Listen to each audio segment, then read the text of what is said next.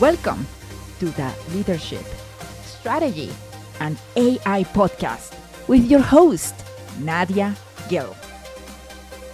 In every episode, we are on a journey to explore these dynamic topics with inspiring leaders who are making a difference.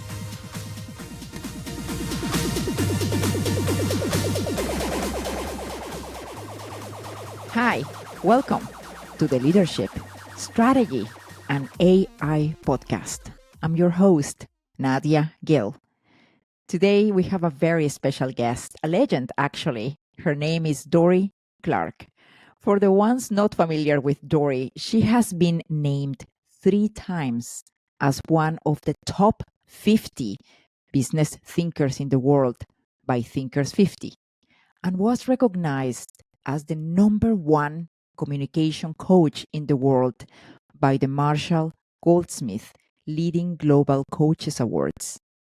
Clark, a consultant and keynote speaker, teaches executive education at Columbia Business School. And she's the Wall Street Journal best-selling author of The Long Game, Entrepreneurial You, Reinventing You, and Stand Out, which was named the #1 leadership book of the year by Inc. magazine. A former presidential campaign spokeswoman, Clark has been described by the New York Times as an expert at self-reinvention and helping others make changes in their lives. A frequent contributor to the Harvard Business Review, she consults and speaks for clients including Google, Microsoft, and the World Bank. You can download her free Long Game Strategic Thinking Self-Assessment at dorieclark.com/thelonggame. Once again, dorieclark.com/thelonggame. And now we have Dorie Clark with How to Reinvent Yourself in the Age of AI. We are here with Dorie Clark, who needs no introduction. She is a superstar, best-selling writer, speaker, teacher, professor, and singer and composer. Dorie, how are you? Nadia, I'm good. How are you? I'm super excited to talk to you. Let's talk about your career, your life, and what is next to you in the age of AI. So back when you started creating your own niche, what did you think your career would be like? Were you expecting all this massive success? Well, thank you. I was really just modeling the people around me when I first started my business. I mostly didn't know people who were entrepreneurs. The people who I did know who were consultants were usually political consultants. And they were folks who were, they were making a few $100,000, and that felt like a ton of money to me. And I was like, oh, wow, that's amazing. And they were, working pretty hard for it.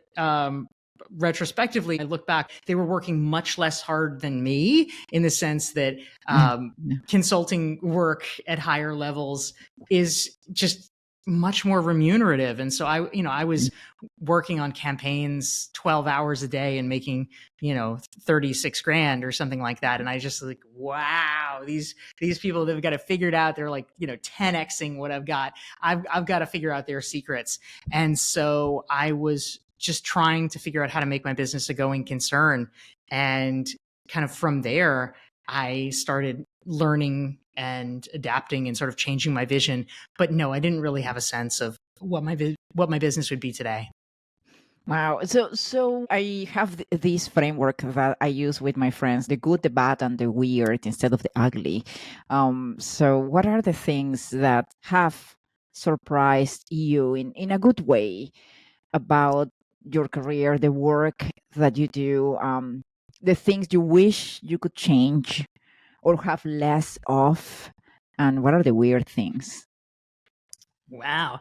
Well, your goals change in business over time because the first X number of years of your business, certainly your first 3 years, probably your first 5 years, honestly, probably your first 10 years, you're just trying to get the wheel spinning. You're trying to get momentum and traction and make it so that you have as many clients as you want, and you have the amount of business and the amount of revenue that you want. And then the challenge shifts, and it becomes a challenge of optimization, because you've got things coming to you. You don't have to work quite as hard for the next incremental gain. For the And pipeline. so, yeah, for the pipeline, Yep. exactly. So you need to be smarter about how you're doing it. You need to figure out, oh, okay, well, how can I level up to even cooler clients or more lucrative clients? How can I make sure that I'm working in such a way that I'm being more efficient, and my work is easier, or whatever.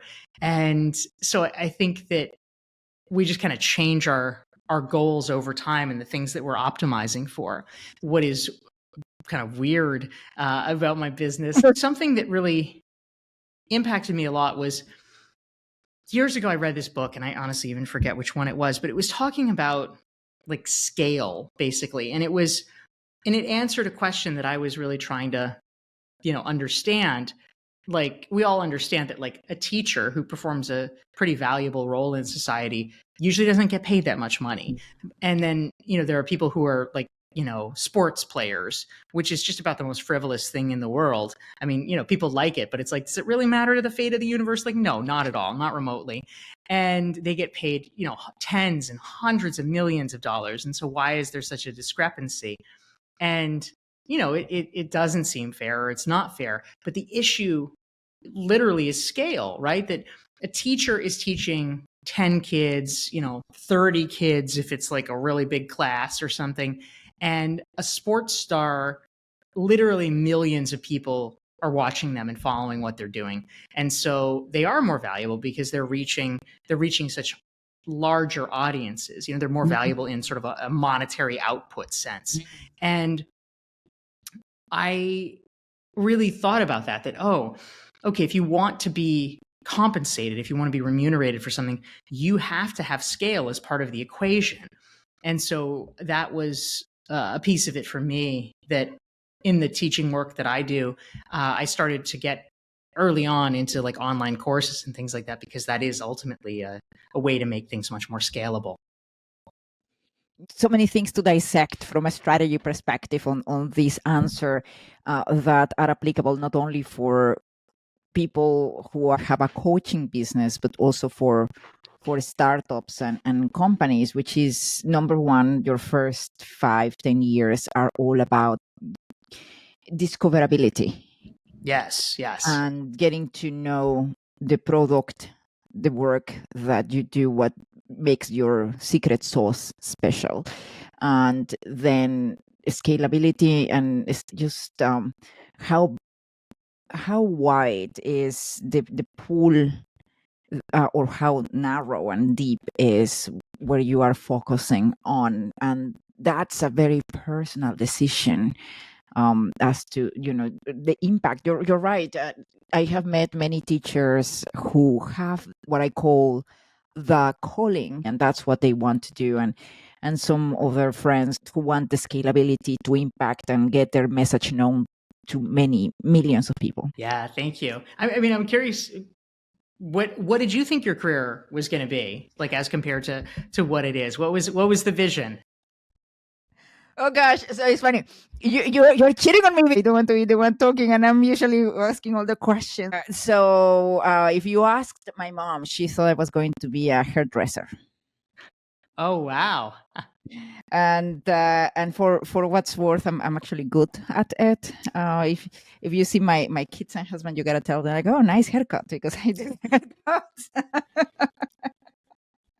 Happy to do yours or Alexis one time if you trust me. I love it. But myself, I actually I wanted to be a piano player, so I saw my life as being a concertist, traveling around the world playing. Wow, how interesting!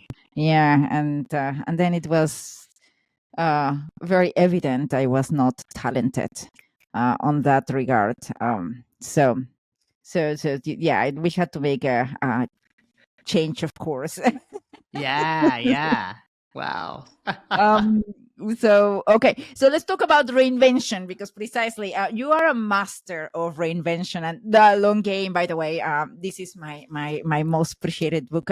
If someone knows how to reinvent a company or a person, that's you. So, do you have any suggestions to stick to the long game while reinventing ourselves in the age of artificial intelligence? It just feels that AI is forcing reinvention for everyone. I, for example, just this year, competitors of my clients have done gigantic steps compared to certain clients. So it's literally changing the game rules. It just feels it's so short instead of a long game. Yeah, it's it's certainly true that AI is moving incredibly fast. I mean, 2 years ago, ChatGPT burst onto the scene, and now there's been so many evolutions. Now we're actually starting to see the promise of text to video, and right now we can see where this is going, right? I mean, this is like 8-second clips, and okay, but they're really good 8-second clips. Yes. And eventually, probably in not too long, it's going to be okay. We can make your 5-minute clip. Oh, you can make your 2-hour feature film by typing it, and all of a sudden you have an entire film industry and a bunch of cinematographers that and actors and everybody else that have to reconsider their professional lives. So on one hand, it does feel like, oh, because things are moving so fast, we need to change course, and we need to adapt so rapidly. On the other hand, it's also true that there's different levels, right? This is about, you can simultaneously think at the 30,000-foot level and the 100-foot level. And so I think asking ourselves certain questions is always important. It's what do I want my life to look like?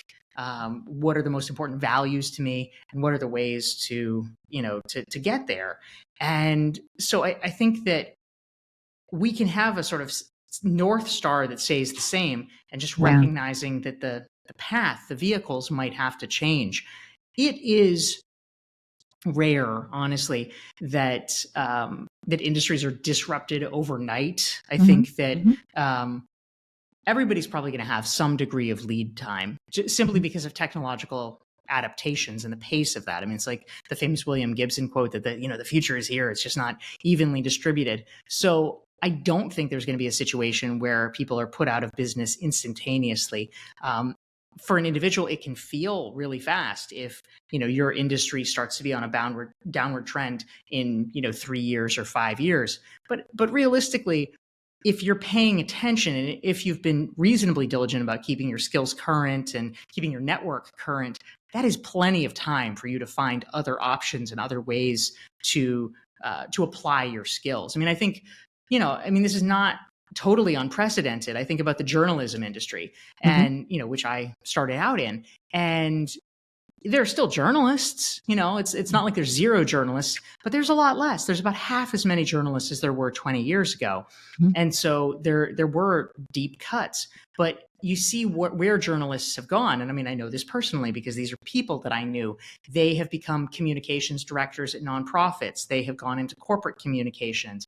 They have become entrepreneurs, and they've become PR specialists. Some of them work on political campaigns, doing press. There's a variety of different things that you can do and ways you can apply your skills. The key is just understanding it might not be intuitive to other people, so we have to be the ones that are creative about thinking through where our skills could fit. And you're right, and you are bringing me back to the big recession in 2008, 9, where if you were in New York, there was nothing going on in financial services, and a lot of my friends were unemployed for a year, even 2 years. I had never seen a recession like this. I was around during the 2004 recession, but the one in 08 to 9 was incredibly deep, and I thought this is so career destroying, apocalypse. And And now I talk to those same friends, and their careers recover. They, for the ones who couldn't go back into M&A, for example, which was dead back then, they have reused their skill sets and their capabilities to create new careers in which they are very successful. So you're right, it's never really the end of the world. There are always choices. Yes, absolutely. Yeah. Let's talk about your long game book, because there is a section called Keeping the Faith, Strategic Patience. Tell us more, because from my point of view, the deception phase is the trickiest one. If we knew how to identify when we are in the middle of the tunnel versus the end, we will be more successful. We would stick to the course. Yeah, it's so true. So in the long game, as you say, I have a section talking about what I call strategic patience. And I have the adjective in front of it for a reason, which is that patience on its own is just so totally annoying to me. And it's just like, who wants that? It's, oh, be patient. And I wanted to distinguish it because honestly, the truth is sometimes when people tell you to be patient, it is a way of blowing you off. It's a way of just telling you like So true. Yes. Go away, Yes. stop bothering me. yes, and yeah, I do that with my kids too. Yes, you're right. That's right. Hopefully they haven't figured it out yet, but they do listen to the podcast. Oh no. But yeah, so strategic patience is I would put it in a different category. So I wanted to identify that, which is patience that you actually that actually is worth it. Some patience is not worth it. It's useful to be impatient if other people are just trying to block you or to impede you in some way. And there's lots of reasons they do that. It's because they like the status quo, or it's in their self-interest to have you not, try something or access something. But strategic patience is the patience that we adopt ourselves internally because we recognize that, the truth is there are some things that we just really have to do. We just have to be patient about it because it will not happen sooner. This is kind of the thing about like the farmer needs to be patient for the crops to grow because no matter what he's doing, it's going to take 3 months, 9 months, whatever it is, and that's actually an immutable fact. Like there's a lot of things we can bend to our will, but there's some things we can't. And so if we are realistic, to sort of quote our, Reinhold Niebuhr serenity prayer here, if we're realistic about the things we can change and the things we can't, then it enables us to be patient where it counts and then to recognize simultaneously where people are just like blowing smoke and to go hard at that. Yeah, no, and at the risk of sounding like a groupie, can I read to you my 3 favorite quotes? Sure. And also, this book is so beautifully written, and I don't say that often, with the exception of you and Seth Godin. This is on the white space, saying no, even to good things. Clearing the brush is essential for long-term thinking. We need to stop spending time on ephemera and set our own priorities. Would I feel bad in a year if I didn't do this? That was so good. From the rethink failure portion, if you simultaneously nurture several paths to your desired outcome, you are not only taking back power from arbitrary gatekeepers. Oh my God, yes. You are also forcing yourself to think more creatively. I thought that was so powerful. And the last one, reap the rewards. It's so easy to forget what we have accomplished. And when we do, we lose sight of the powerful fact that if we've done it before, we can do it again. With effort and enough of a horizon, almost anything is possible. So you see why this is my favorite book? You were really, really inspired when you wrote that. So talk to me, what's your long game for you? Well, thank you, Nadia. I mean, for me, the things that are most interesting to me are just ways to keep stretching myself, ways to make a creative contribution. So that's part of why I do sort of different, I guess you could call them artistic projects. I've been working in musical theater. I am working on a memoir project, Oh, and I'm wow. doing those things to sort of stretch what I'm doing. I also continue to be interested in contributing to the business literature, but for me, I'm really taking my time to sit with it and to let things percolate, because I've reached the point where I feel like I I don't want or need to write a book just to write a book. Like, certainly early Right. in my career, I kind of did want to write a book just to write a book, because I'm like, you know what? I always want to be an author. I'm going to write a book, and that's great. Now that itch has been scratched, and I think it was a valuable enterprise. But I'm not at the phase where I need to do that anymore in terms of establishing branding. What I need to do is to work on things that I really feel like make a legitimate contribution. And so I'm waiting for the right pitch. I'm waiting for the right idea so that I can really move it forward in a way that is exciting to me. A good follow-on question. What is exciting you these days? Writing, music, what else?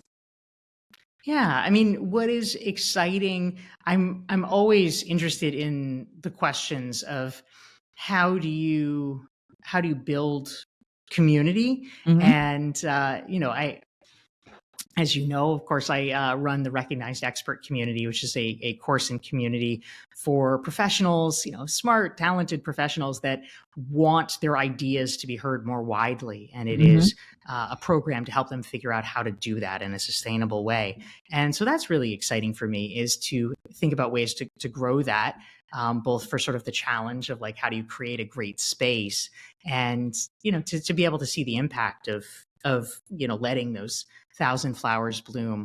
But it is really kind of cool, because there are so many places, of course, in contemporary society and community life where things do get contentious and toxic and whatever. And I wanted to create a place where sort of the opposite of that was the case, where people felt supported, where it was a friendly oasis, that lifted people up and had them feel good being there. And I think that we have been able to create that, but it's really through strenuous community norms. And so that's exciting for me. Mm. Yeah, I know. I'm a proud member of your Rexer tribe, and I have to say the energy is incredible.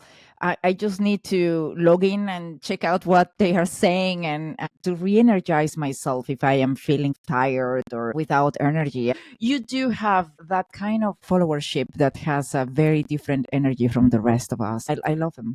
How are you rethinking failure these days? Right now, you're in such a different place from like 10 years ago, even when I met you.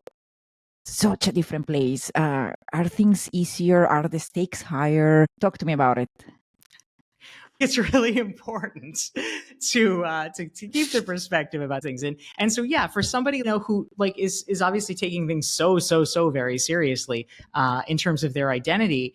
Yeah. Yeah, the stakes are higher. For me, the stakes are lower, Mhm. because I've already achieved a decent amount of success. Not, certainly there's plenty people way more successful than I am, but I've achieved enough that I'm like, hey, I did a good job. Great. And so I think that it frees me up enough, because it is an ego blow when you're used to being good at things to Yeah. suddenly not be good at things. Yeah. And so,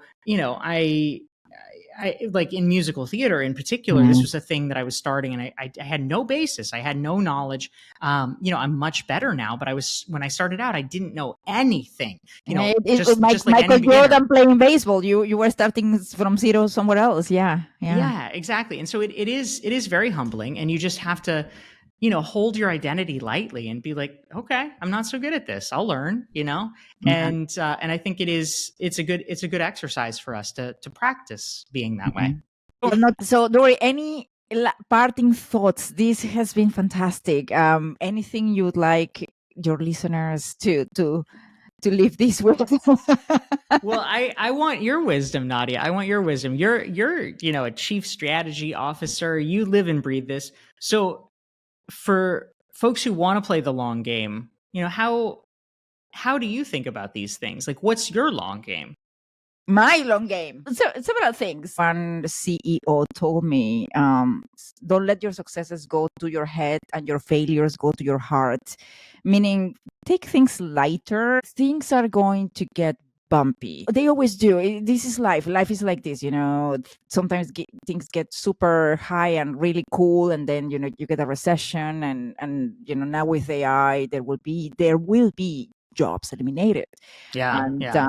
and we will have to reinvent ourselves regardless of how many years we have in our careers, and that's why I think the work that you have done is very remarkable, because every book that you have written, it has taught us something. And I know you are not playing for the Packers, but I think you have reached so many people and have changed so many careers, and that's very important. So Thank that you. I love how your time in Wisconsin has shaped you. That the ultimate metaphor of success is playing for the Packers. yes, Wow, wow. yes. It's that your short stint sunk deep, Nadia. I can see it. And yes, and last but not least, as long as we all keep our health, and my dad used to tell me, as long as you're healthy, and I never listened to that. But now I think there was some truth in it. As long as you're healthy, you can turn around things anytime. So that's my long game, staying healthy and keep thinking of what's next.